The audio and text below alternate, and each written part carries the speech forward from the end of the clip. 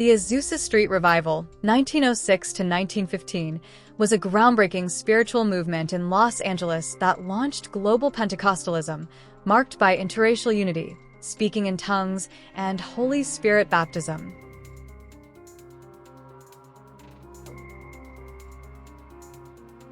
Origins and leadership. Led by William J. Seymour, an African-American preacher trained under Charles Parham, the revival began in April 1906 at a modest building located at 312 Azusa Street in Los Angeles. Seymour's message centered on baptism in the Holy Spirit, evidenced by speaking in tongues glossolalia, inspired by Acts 2. Initially rejected by traditional churches, Seymour gathered a small group in a home prayer meeting that exploded into daily gatherings as reports of healings and spiritual manifestations spread. Multiracial and multicultural participation was radical for its time, drawing Black, white, Latino, and Asian believers into shared worship.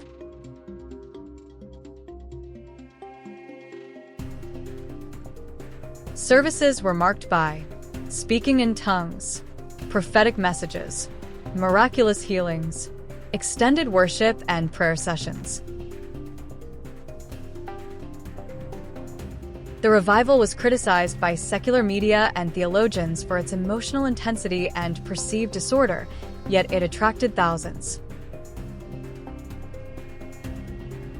It birthed the modern Pentecostal movement, influencing denominations like the Assemblies of God, Church of God in Christ, and the Foursquare Church. False alarms, true glory. Eyewitnesses claimed to see a supernatural glow or flame above the Azusa Street mission. And neighbors called the fire department multiple times. Each time, no physical fire was found.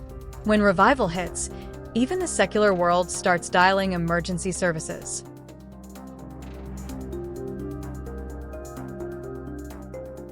The pillar of fire parallel. Compare with Exodus 13 verse 21, God's presence as a pillar of fire guiding his people. Azusa's flame wasn't destructive, it was directive.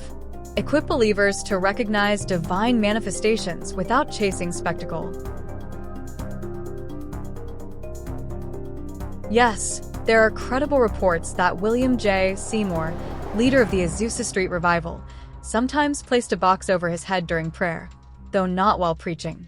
This act was seen as a sign of humility and reverence for the presence of the Holy Spirit. The box and the glory. Eyewitnesses from the Azusa Street mission recount that Seymour would often sit quietly with his head inside a wooden crate or shoebox during intense prayer sessions. This wasn't performance. It was a deeply personal act of submission, symbolizing his desire to stay hidden while God moved. He reportedly kept his head inside the box until he felt the Spirit's prompting to speak or lead. Spiritual significance. Seymour believed revival wasn't about charisma or personality. It was about yielding to the Holy Spirit. The box became a metaphor for dying to self, blocking out distractions, letting God take center stage. It echoed biblical themes like Moses hiding his face before the burning bush, Exodus 3 verse 6, and Isaiah's cry, "Woe is me," in God's presence, Isaiah 6 verse 5. The naming meeting and the lifting glory.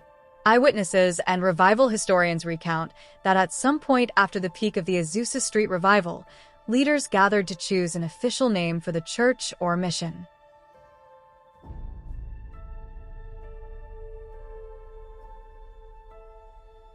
During this meeting, the Shekinah glory, described as a visible mist or cloud, reportedly lifted from the room. Attendees felt a shift in atmosphere, and many interpreted it as a departure of the Spirit's manifest presence, signaling that the revival's purity was being compromised by institutionalization. Spiritual interpretation. The moment became symbolic of a broader truth. Revival thrives on surrender, not structure.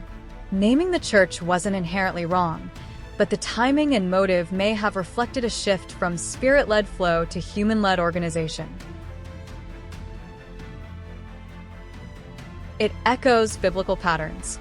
1 Samuel 4 verse 21, Ichabod, the glory has departed. Exodus 33 verse 15, Moses says, "If your presence does not go with us, do not send us up from here." The revival was radical not only for its spiritual intensity, but for its social defiance. In an era of racial segregation, Azusa welcomed Black, white, Latino, and Asian believers into one spirit-led fellowship.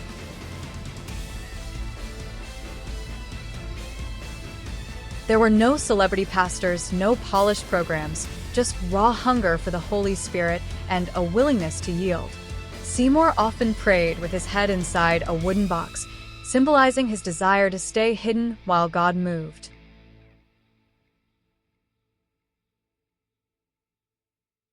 Eyewitnesses even reported a pillar of fire above the building, prompting the fire department to respond, only to find worship, not flames.